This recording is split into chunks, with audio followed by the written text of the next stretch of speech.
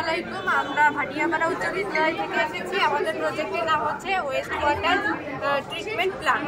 West water treatment plant এর মৌলিক কাজ হচ্ছে প্রাকৃতিক প্রক্রিয়াকে গতিশীল করা এবং এর মাধ্যমে পানিকে বিশুদ্ধ করা।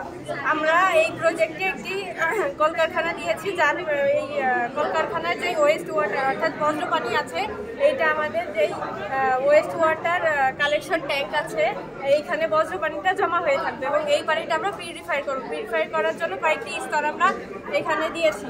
এই পানিটাকে আমরা পিউরিফাই করার জন্য পাম্পিং এর মাধ্যমে প্রথম স্তর অর্থাৎ পিস্টনে তুলেছি। স্তরে আমরা দিয়েছি পাথর।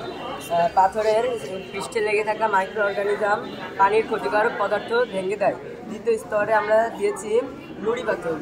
পানিতে মিশে থাকা কঠিন পদার্থ, বড় বড় ময়লা ইত্যাদি এই নুড়ি পাথরে আটকে যায়। এবং আমরা তৃতীয় স্তরে দিয়েছি কয়লা। কয়লা পানিতে থাকা বিভিন্ন ক্ষতিকারক ও রাসায়নিক পদার্থ শোষণ করে নিয়ে পানিকে পরিশোধন করে।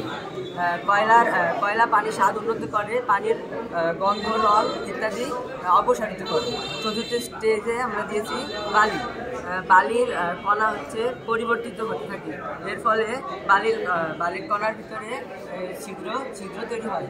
পানি যখন বালির স্তরের মধ্যে দিয়ে প্রবাহিত হয়, তখন সেই ছিদ্রই বালির কণার ছিদ্রের ভিতরে যখন প্রবাহিত হয়, তখন সেই ছিদ্রের ভিতরে পানির দূষিত পদার্থগুলো আটকে যায় এবং ছোটো ছোটো ময়লা ওই ছিদ্রে আটকে যায়। এবং সর্বশেষ স্তরে আমরা দিচ্ছি তুলা।